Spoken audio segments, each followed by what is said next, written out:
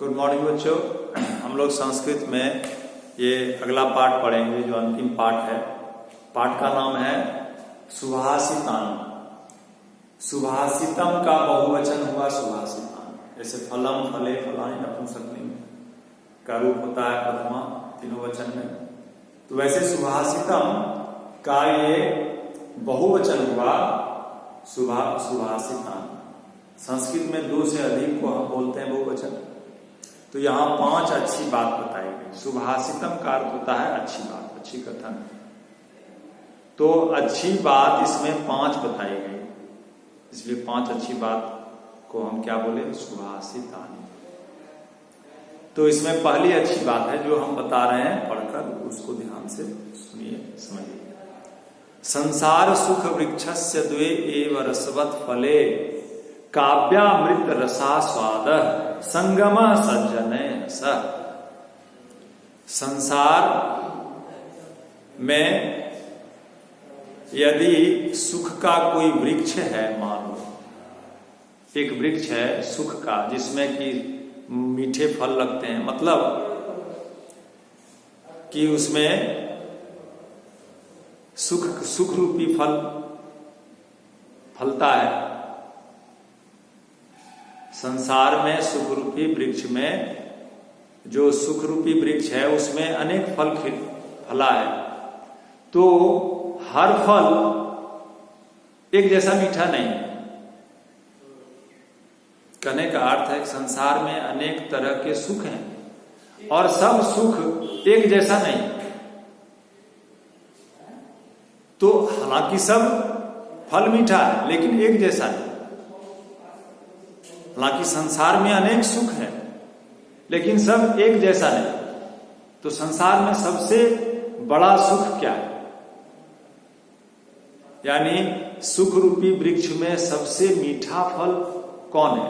तो बताया गया द्वे एव रसवत् फले, 2 ही रसदार फल है, सबसे मीठा फल है। संसार में सुख रूपी वृक्ष में 2 सबसे मीठा फल है। अर्थात कहने का अर्थ हुआ संसार में 2 सबसे बड़ा सुख क्या? काव्यामृत रसास्वाद, पहला मधुर कविता के अमृत को चखना। आस्वाद करना मतलब चखना। काव्यामृत मतलब कविता रूपी अमृत। कविता लिखना पढ़ना बहुत बहुत सुखदायक, जिसके सुख को अमृत के समान होता है। उसको चखना मतलब उसको जानना, उसको प्राप्त करना। कविता पढ़ना, लिखना, इस रूप में जो सुख मिलता है, ये सुख सबसे बड़ा सुख, एक सुख। और दूसरा संगम सज्जने सह, और दूसरा दूसरों की संगति मतलब सत्संग, बुरी संगति नहीं। संगमा सज्जने सह, परोपकारी सज्जन अच्छे लोगों की संगति करना, इसमें सबसे बड़ा सुख। तो संसार में अनेक सुख है लेकिन इन सभी सुखों में सबसे बड़ा 2 सुख बताया गया। पढ़ने लिखने में जो सुख है और अच्छे लोगों की संगति करने में, उनके साथ रहने में जो सुख है, ये सबसे बड़ा सुख है। संसार सुख वृक्षस्य द्वे एव रसवत् फले काव्यामृत रसास्वाद संगम सज्जने स। संसार के सुख रूपी वृक्ष के 2 ही सबसे मधुर फल हैं, काव्य रूपी, कविता रूपी अमृत रस का स्वादन करना और सज्जनों की संगति करना। मतलब मधुर कविता और परोपकारी लोग ही इस संसार में जितने सांसारिक सुख है उनमें से सर्वोपरि सुख है। दूसरा संपत्तो च विपत्तो च महताम एक रूपता उदय सविता रक्तो रक्तश्च अस्तमये तथा। बताया गया हमारे जीवन में सुख और दुख दोनों आता है, 2 स्थिति होती है। संपत्तो च विपत्तो च, संपत्ति में और विपत्ति में, मतलब सुख और में और दुख में। महताम एक रूपता, जो महापुरुष हैं, जो महान लोग हैं, उनके स्वभाव में, व्यवहार में एक समानता होती है। कहने का क्या अर्थ हुआ कि सुख और दुख में एक जैसा व्यवहार करते हैं। साधारणतः ऐसे लोग नहीं करते। सुख में घमंड से अकड़ जाते हैं, अकड़े रहते हैं, दूसरों को छोटा समझते हैं, अपना प्रभाव जनाना चाहते हैं। और ठीक दुख आने पर गिड़गिड़ाने लगते हैं, रोने लगते हैं, व्यवहार बदल जाता है, उनका रंग बदल जाता है।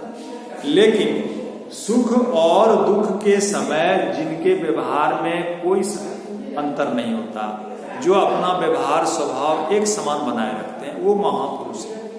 या महापुरुष सुख दुख में एक जैसा व्यवहार करते हैं।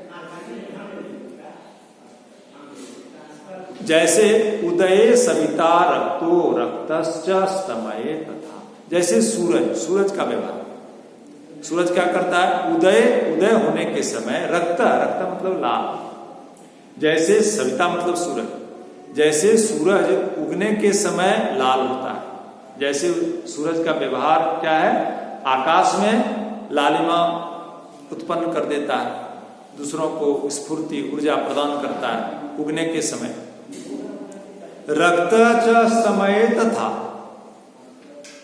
लेकिन डूबने के समय भी यही व्यवहार रहता है, उसका व्यवहार बदलता नहीं। यदि सूरज के जीवन काल में, दिन में जब सूरज दिखता है, इतने समय में दो स्थिति है, उगने का और डूबने का। तो मानो उगने का स्थिति जैसे सुख है, तो डूबने का समझो कि सूरज के लिए दुख की बात है। लेकिन उगना और डूबना दोनों विपरीत परिस्थिति है, लेकिन दोनों विपरीत परिस्थिति में जैसे सूरज एक समान लाल रहता है, एक समान व्यवहार करता है, एक समान लाल रहता है। रक्त मतलब लाल। तो जैसे सूरज उगने और डूबने के समय अपने व्यवहार को नहीं बदलता, ऐसे ही महापुरुष सुख और दुख में अपने व्यवहार को नहीं बदलते। अर्थात हमको सुख दुख में एक समान व्यवहार करना चाहिए। यही श्रेष्ठता है, यही श्रेष्ठता है जीवन की। तीसरा, शांति तुल्यम तपो नास्ति न संतोषात् परम सुखम न तृष्णाया परो व्याधि न च धर्मो दया पर। बताया गया तप सबसे बड़ा कौन है, सबसे बड़ा सुख कौन है, सबसे बड़ा रोग क्या है और सबसे बड़ा धर्म क्या है। इसमें बताया गया शांति तुल्यम तपो नास्ति, अर्थात शांति से के समान कोई तप नहीं। न संतोषात् परम सुखम, और सुख से संतोष से बड़ा कोई सुख नहीं। न तृष्णाया परो व्याधि, और तृष्णा मतलब वह लालच लोभ जो कभी पूरा नहीं होता, उसको कहा गया तृष्णा। और तृष्णा से बड़ा कोई रोग नहीं है। नाचा धर्मो दया पर, और दूसरों पर दया करना, यानी हमसे जो निर्बल है ज्ञान में या शारीरिक शक्ति में या धन में या अन्य किसी चीज में, जो हमसे छोटा है, थोड़ा कम है, उस पर हमेशा दया करना, ये सबसे बड़ा तप। तो सबसे बड़ा तप शांति है। शांति से के समान कोई तप नहीं है, संतोष के समान कोई सुख नहीं है, और रोग से लोभ से बड़ा कोई रोग नहीं है, और दूसरों पर दया करने से बड़ा कोई धर्म नहीं। फिर चौथा, गुणे निष्प्रियनीय स्यान रूपेण युतो नरः सौगंध्य वर्ज्यम नादेयम पुष्पम कांतम क्वचित। गुणे निष्प्रियनीय, गुण से ही चाहने लायक कोई बनता है। स्प्रिया मतलब इच्छा, स्प्रियनीय मतलब चाहने लायक, गुणे मतलब गुण से ही कोई चाहने लायक बनता है। न रूपे नहीं तो न, आदमी रूप से युक्त होकर चाहने लायक नहीं बनता। सौगंध्य वर्ज्यम नादेयम पुष्पम कांतम क्वचित, जिस फूल ने सुगंध छोड़ दिया, मतलब जिसमें सुगंध नहीं है, वह फूल सुंदर होने पर भी उसका महत्व कम हो जाता। तो जिस प्रकार सुंदर फूल होने पर भी जिस प्रकार सुगंध से रहित निर्गंध फूल का महत्व नहीं है, वैसे ही सुंदर होने पर भी मनुष्य में यदि गुण नहीं है तो वह व्यर्थ है। मनुष्य गुण से ही चाहने लायक बनता करता है उसका महत्व है, रूप से नहीं। धन्यवाद।